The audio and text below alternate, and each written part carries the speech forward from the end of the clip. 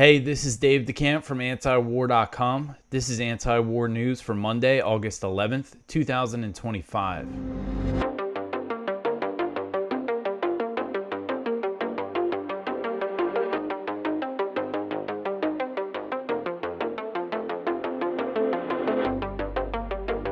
All right, I hope everybody had a good weekend. It seems like so much stuff has happened since the last time I recorded a show because I took that one day off last week. So I hope to try to catch you up on everything, all the important stories from the weekend. But first, we have to start with some horrific news out of Gaza. Israel kills 5 Al Jazeera journalists. So an Israeli airstrike on Sunday night targeted a tent outside the gates of the Al-Shifa hospital in Gaza City and killed 5 Al Jazeera journalists, including 28-year-old Anas al-Sharif, a well-known reporter who had a very big following on X, someone who I followed daily. I would go check his posts, and he was murdered by the Israeli military.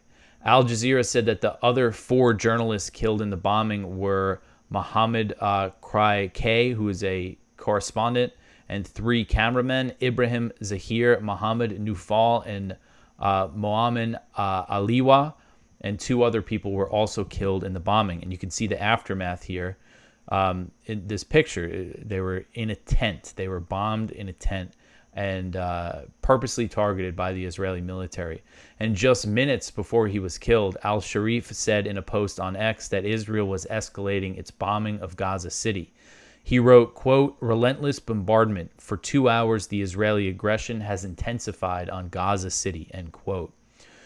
So the Israeli military acknowledged that it deliberately targeted al-Sharif, claiming that he was a Hamas terrorist who posed as an Al Jazeera journalist, and this is a claim that they've been making about him for some time now. Last month, the Committee to Protect Journalists issued a warning about the Israeli military's smears against Sharif, saying it was likely a precursor to his assassination. So this is what the Committee to Protect Journalists said, again, just a few weeks ago in July. Quote, "We are deeply alarmed by the repeated threats made by Israeli army spokesman Avishai Adria against Al Jazeera's Gaza correspondent Anas al-Sharif and call on the international community to protect him. This is not the first time al-Sharif has been targeted by the Israeli military, but the danger to his life is now acute. Israel has killed at least 6 Al Jazeera journalists in Gaza during this war. These latest unfounded accusations represent an effort to manufacture consent to kill al-Sharif," end quote. And that is exactly what they did. They killed him. And in a post on X at the time, al-Sharif responded to Israel's smears, responded to the allegations that he was a Hamas terrorist. He said, quote, "I reaffirm I, Anas al-Sharif, am a journalist with no political affiliations. My only mission is to report the truth from the ground as it is without bias. At a time when a deadly famine is ravaging in Gaza, speaking the truth has become, in the eyes of the occupation, a threat," end quote. And al-Sharif has left behind a wife and his 2 young children, and a statement was posted on his X account after he was killed that he had asked to be shared in the event that he was killed by the IDF. And the IDF has targeted journalists throughout this genocidal war on the Gaza Strip. According to the Gaza government media office, these killings, these murders of 5 Al Jazeera journalists bring the total number of journalists killed by the IDF in Gaza since October 7th to 237, which is just a huge number, a staggering number of journalists being killed. And again, I mean, they targeted the journalist tent outside the hospital. And this is someone, it's so strange, in 2025, you see these people, you follow them on social media, you see their posts daily. And I mean, he was a very hardworking journalist who was on this reporting from scenes of horrific airstrikes and constantly, daily, throughout the day and throughout the night. So this claim that he's a Hamas militant, just completely baseless. And so you see so many people line up to just believe the Israeli propaganda line, just accept that this state can label someone a terrorist and then kill them like this. Just horrific. And this is all supported and paid for by the U.S. government. I would not. It's likely that this was an American-made, American-provided bomb that was used to murder these 5 journalists. All right, so the next one here, Israeli forces kill 59 Palestinians in Gaza over 24 hours. So Gaza's health ministry said on Sunday that Israeli forces killed 59 Palestinians and wounded 363 over the previous 24-hour period as U.S.-backed Israeli attacks continue across the Strip and as Israel is planning to escalate its genocidal war. The health ministry said that the bodies of another 2 Palestinians killed by previous attacks were also recovered. So what has become the theme now is that the majority of the death toll, of the daily death toll, are people killed while trying to get aid. And that is the case here. At least 35 out of the 59 people were killed while they were trying to get food. And another 304 aid seekers were injured. The health ministry said since the GHF began operating at the end of May, it has recorded the deaths of 1,778 aid seekers and the injury of 12,894. So we're getting close to 15,000 total casualties of people trying to get food. And according to AP, there are at least 15 people killed on Sunday while waiting for aid trucks near the Morag corridor. And 6 other people were killed in northern Gaza, and at least 10 were killed near GHF distribution sites. And I mean, it really goes to show, you have Netanyahu and Israel supporters always claiming that there's no hunger in Gaza, there's no starvation. The fact that every day huge crowds of people are going out to get this aid, knowing that they could be killed, knowing that they could be shot, maimed, just goes to show. I mean, just imagine how desperate you have to be that in order to feed your family, you decide to go on a few mile trek to either a GHF site or where the aid trucks come in to try to grab some food for your family. And in the case of the GHF sites, and in a lot of cases with the trucks that come in, I know with the trucks, a lot of times they grab bags of flour off of them. I mean, it's not like you can just eat flour. And then the same thing with the GHF sites. Everything that they provide needs to be cooked, needs to be cooked in water. And there's, it's not like they're going there and getting a box of food that they can just eat there on the spot. So the daily slaughter, the daily massacres continue, and the starvation continues. The health ministry said that Gaza hospitals recorded a total of 5 malnutrition deaths, including 2 children, due to the U.S.-backed Israeli blockade, and it brings the total number of famine and malnutrition deaths to 217, including 100 children. All right, so the next one here, Palestinian recorded his own murder and Israel released his killer. So this one is from Kyle Anzelin at the Libertarian Institute. So a Palestinian activist featured in the Oscar-winning documentary No Other Land recorded his murder by an Israeli settler. The killer was freed by an Israeli court, arguing that there was a lack of evidence. So on Sunday, the Israeli human rights organization Bet Salem released a video recorded by Auda Hadalin of the moment that he was shot and killed by Yanan Levy, who's an Israeli settler. And there are 2 additional videos that show Levy or Levi, Levi, point his gun and shoot Hadalin before he falls to the ground. And in this new video, you can actually see, it's like the moment that he was shot. You see the guy raise his gun and shoot him, and that's it. But the murderer, the settler who killed him, has been released from jail. And I think they put him on house arrest initially, and he's been released from that. Even though he's on camera, the other video shows him waving his gun around and then fire it. And then this video shows exactly the direction that he fired at. It's just, what more evidence is there of that, of footage, literal video footage of the shooting? Yet he walks free because that's the impunity that the Israeli settlers operate under. They can get away with literal murder on camera and walk free. All right, so the next one here, Germany limits weapons exports to Israel. So German Chancellor Friedrich Merz said on Friday that Berlin was halting the export of military equipment that Israel could use in Gaza until further notice, a step that came in response to the Israeli cabinet approving plans to significantly escalate Israel's genocidal assault with the goal of taking over Gaza City. So that is one thing that happened. It was late Thursday night, early Friday morning, that the Israeli cabinet approved the escalation plans. A little more limited than what the initial report said. They're saying that they're going to start with taking over Gaza City, which I don't know what the exact numbers are now, but I believe there's something like 800,000 Palestinian civilians sheltering in Gaza City. It might be less than that. I forget the exact, we don't really know what the exact numbers are, but it's a huge number of people, a huge number of civilians. And they're saying they're going to go in there and completely take over the city. And they want to destroy everything. And it's just horrific. And so this is what Merz said in response to the cabinet approving those plans. He said, quote, "The even harsher military action by the Israeli army in the Gaza Strip, approved by the Israeli cabinet, makes it increasingly difficult for the German government to see how these goals will be achieved. Under these circumstances, the German government will not authorize any exports of military equipment that could be used in the Gaza Strip until further notice." End quote. So he leaves open the possibility of providing weapons to Israel that could be considered defensive.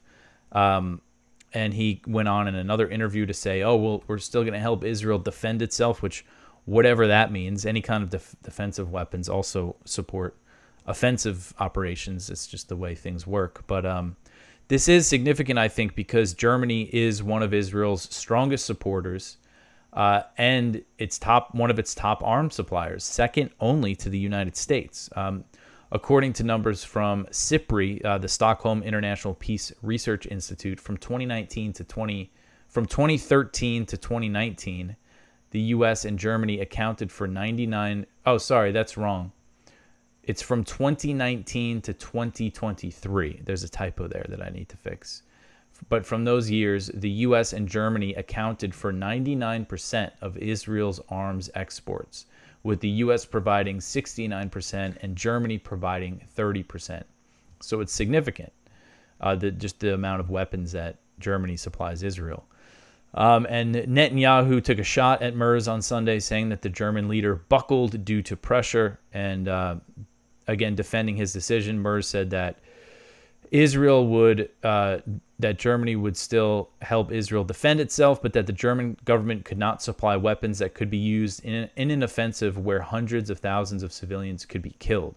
So that's how serious this is, that Merz, who's him personally, as far as I understand, is extremely pro-Israel.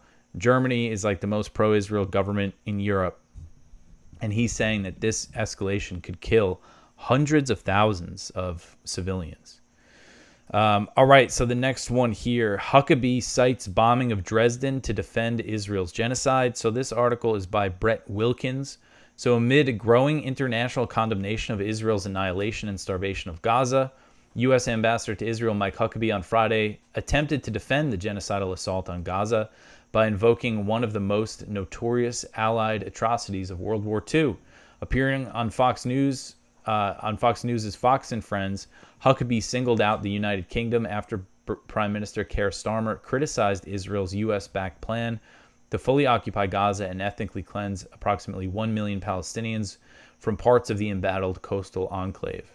Huckabee said that they never get credit for trying to prevent civilian loss.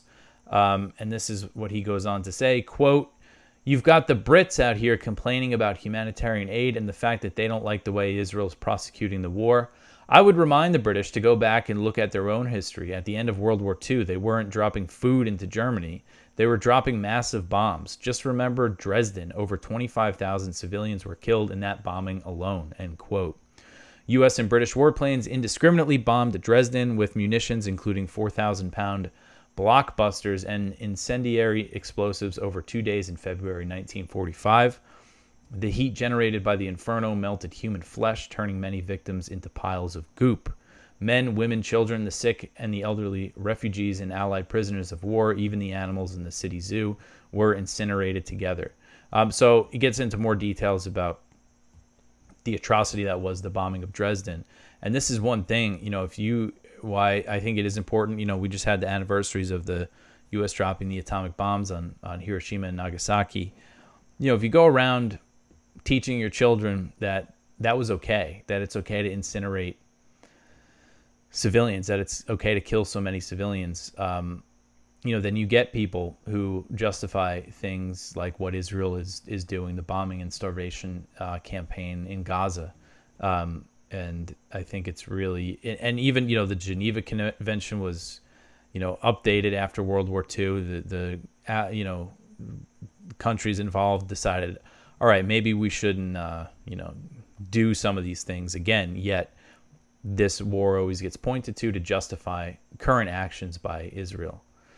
All right, so the next one here, Smotrich says Netanyahu cannot bring decisive victory in Gaza.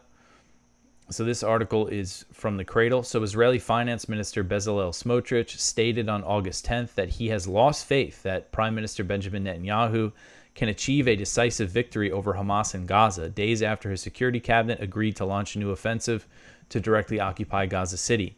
In a video released on Saturday, the religious Zionism party leader said that he had remained in Netanyahu's coalition government as long as he believed that they were driving for decisive victory. And now he's saying that he lost faith in the prime minister. So it looks like, maybe Smotrich here is angry at Netanyahu for making the plan initially focused on Gaza City when he's saying he wants the full occupation. And Smotrich is now saying that that part of the plan is to pressure Hamas for some kind of deal. What Smotrich is probably doing is probably just putting the pressure on Netanyahu to make sure that he, to try to get him to go through with the full occupation and everything, using his position. Because if his party quits the government, then they have less than 60 seats in the Knesset, and potentially there could be an election if that happens. So it's probably part of Smotrich's strategy to pressure Netanyahu to, go hard as possible in Gaza, but maybe some kind of good sign here if Smotrich is disappointed in something. Not that I have much hope. The fact that the U.S. is still so strongly on Israel and Netanyahu's side is just today they had an emergency UN Security Council meeting to discuss the situation in Gaza, and the U.S., besides Israel itself, the U.S. was the only country defending Israel, defending Netanyahu there. Really makes me sick.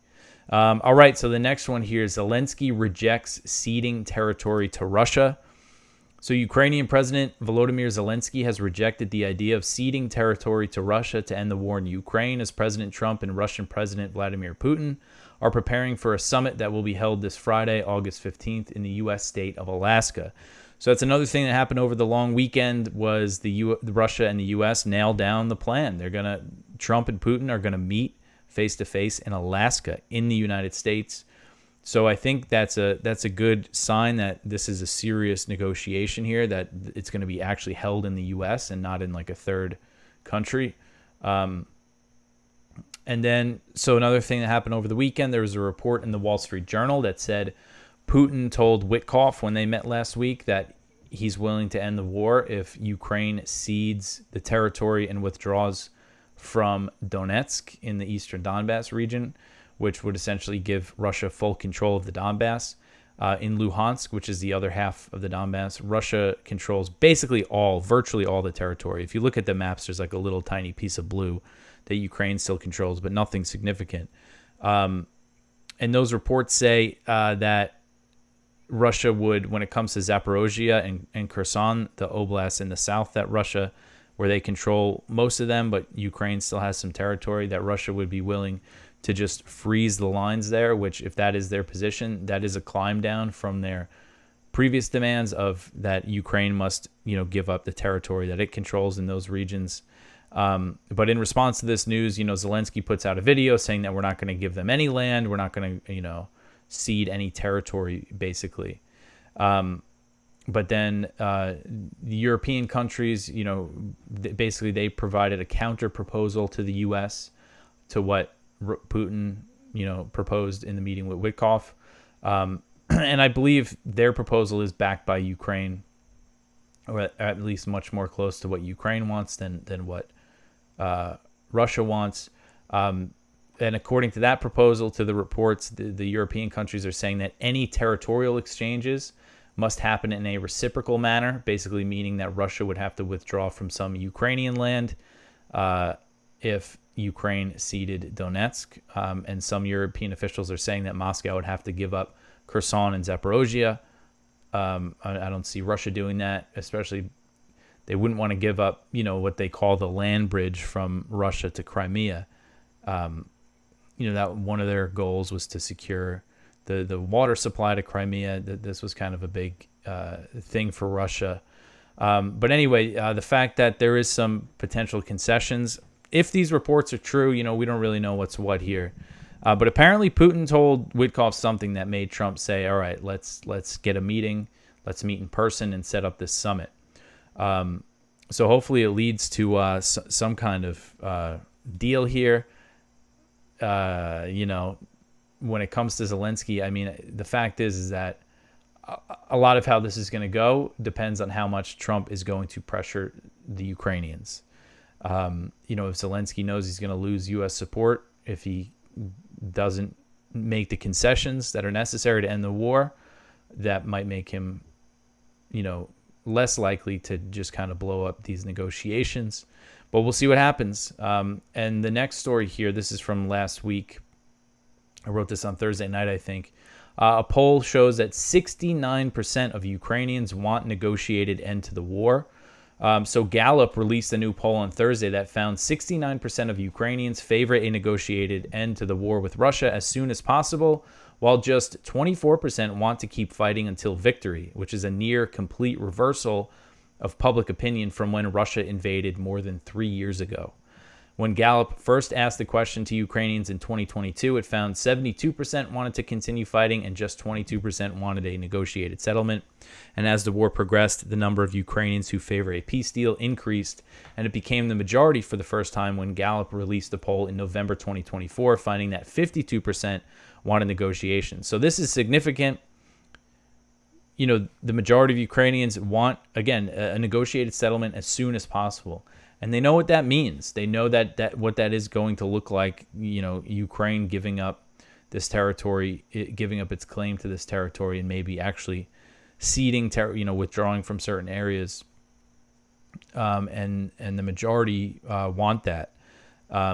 So hopefully this has some impact on Ukrainian leadership. Not that I'm holding my breath there, but hopefully the Trump administration sees this and Trump sees this and is aware that the Ukrainians want a deal to end the war.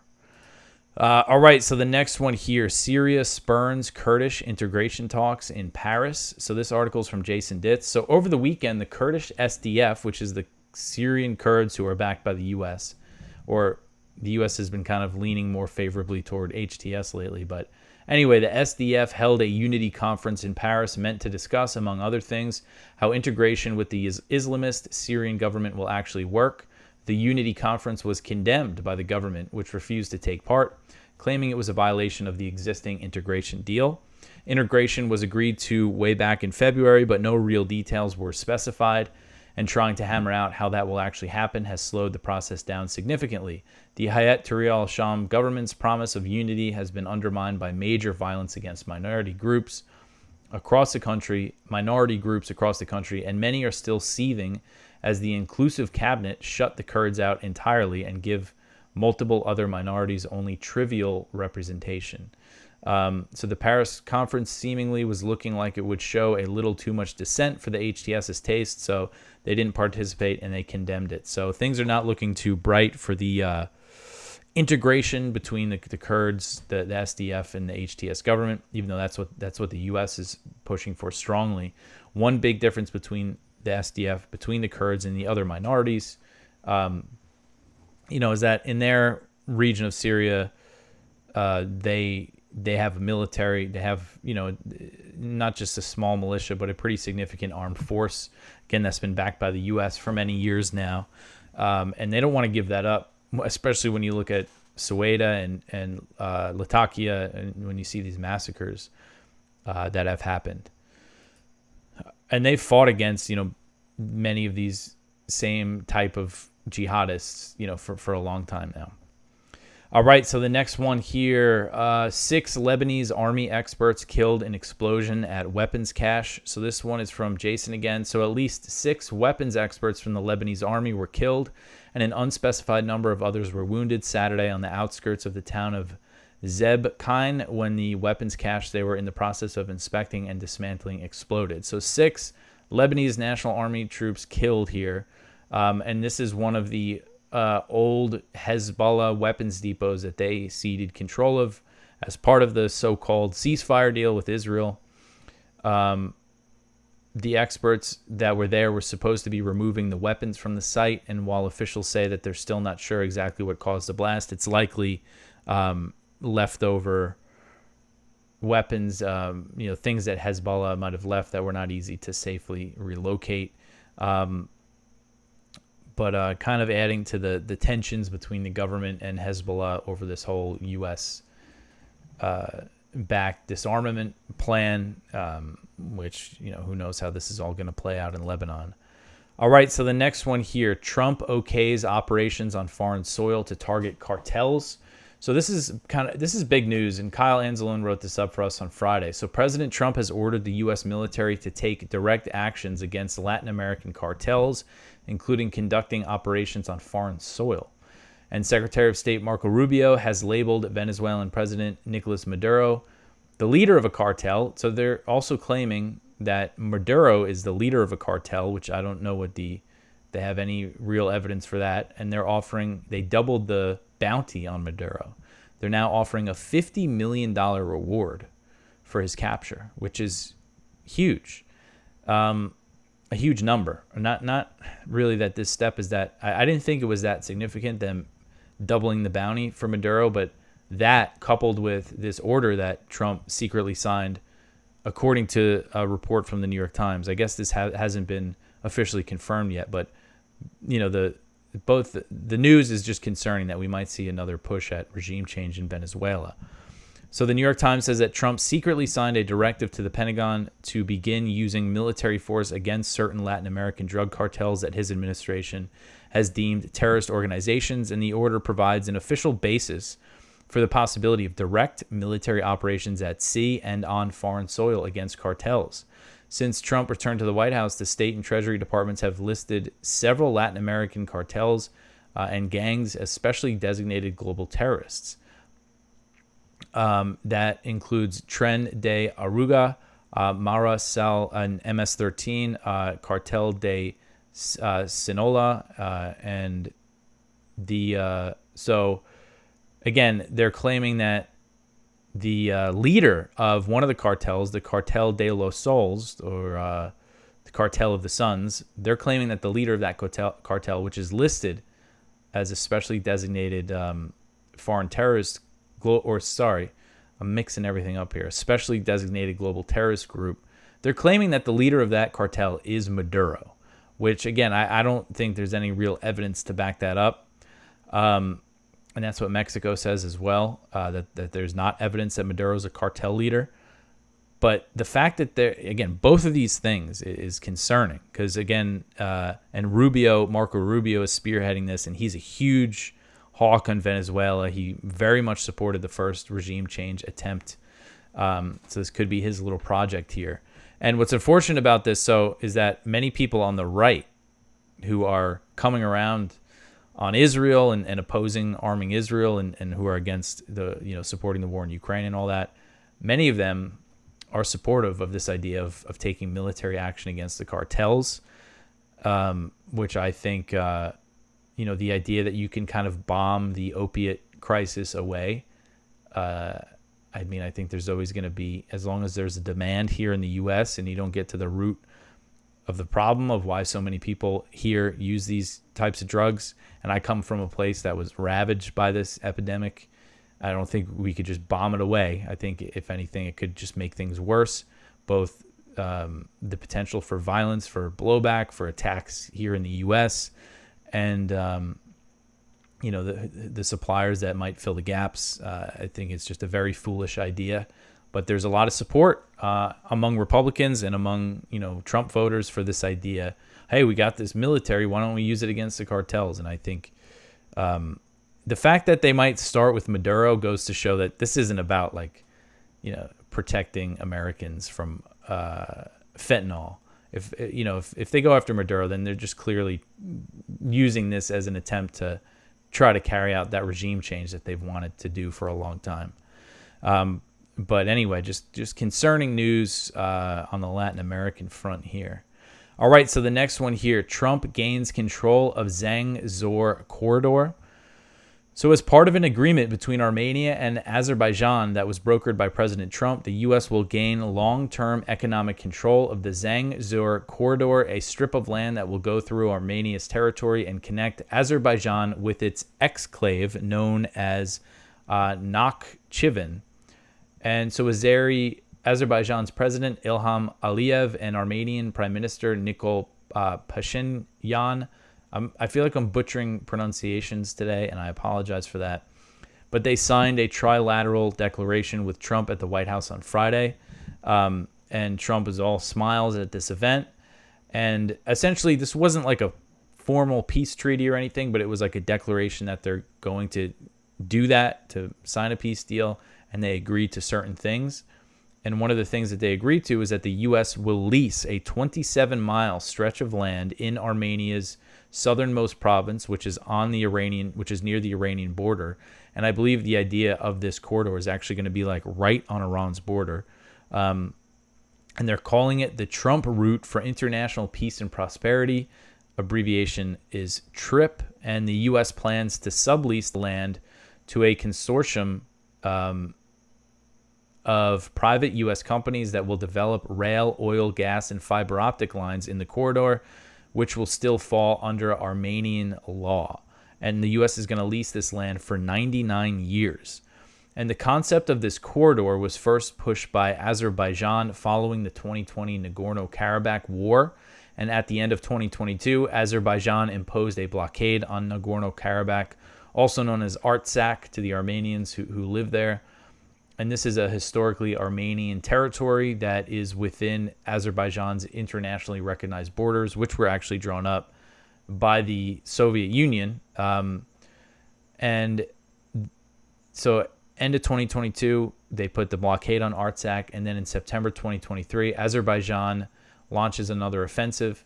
And it ended with the ethnic cleansing of over 100,000 Armenian Christians who lived in Nagorno-Karabakh, so they all fled, and Azerbaijan took over the territory. And this is a community that goes back to, 4th, 5th century, and it's gone now. So you talk about ethnic cleansing.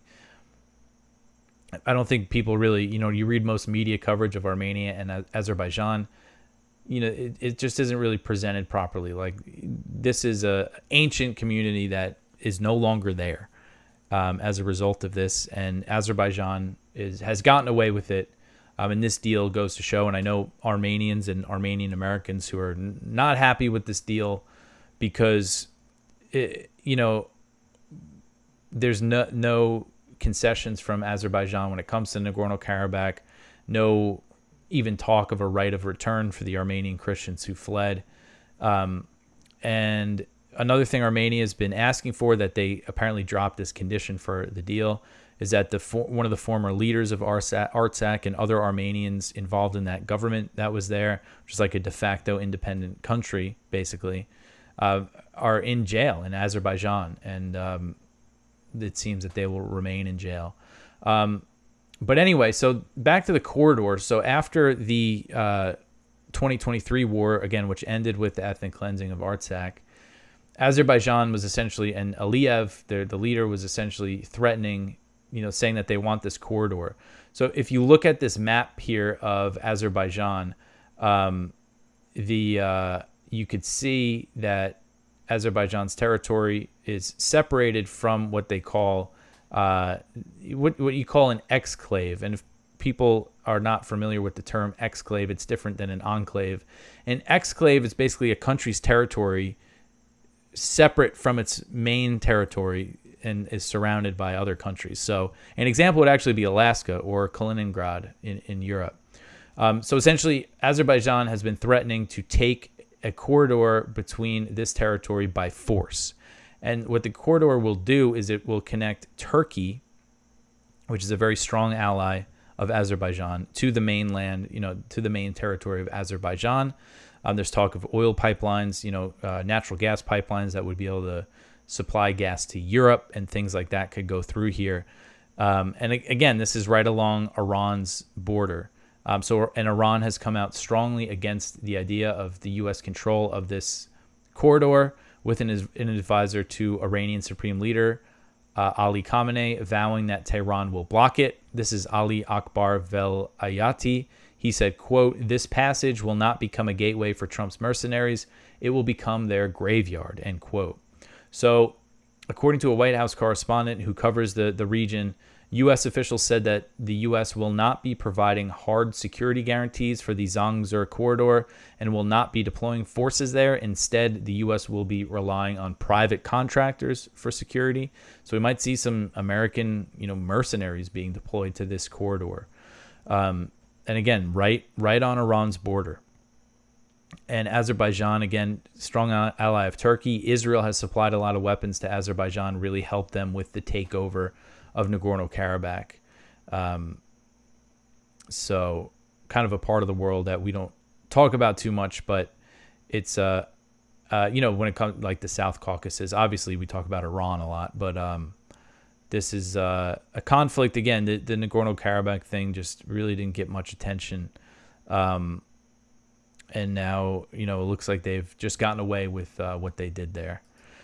All right, so the next one here, the last story, malnutrition in Sudan's Al-Fashir kills 63 in a week. So we covered, I think, last week the blockade on Al-Fashir in Sudan, which is under siege by the RSF.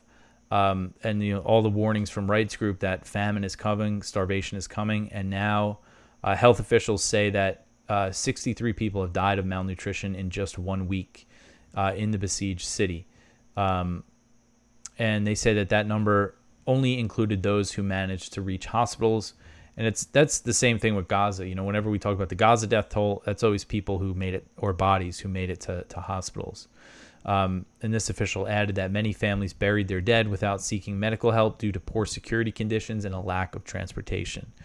So since May last year, this area has been under siege by the paramilitary Rapid Support Forces, the RSF, which has been at war with Sudan's regular army since April 2023. And the city remains the last major Darfur urban center in army control and has recently come under renewed attack by the RSF. So just a horrible situation for the civilians there.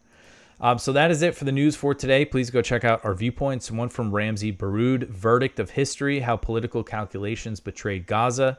One from Ted Galen Carpenter, Should the U.S. Recognize North Korea as a nuclear weapons power? One from Andre Pagliarni, Trump's tariffs against Brazil over Bolsonaro will backfire on the U.S. One from Brad Pierce, Israel's Final Solution. And our spotlight from Sina Tusi, Israel is not an ally, it's a liability. So please go check all that out. Lots of stuff to look at antiwar.com. Again, I hope everyone had a good weekend. You could always support the show by liking, subscribing, commenting. Follow us on social media. Another thing, go to the Ron Paul Institute event this weekend if you can. The link in the description for that. It's going to be a great event, and you get a nice big discount if you put in the code anti-war. Anyway, that is it for me for today. I will be back tomorrow with some more news. Thanks for listening.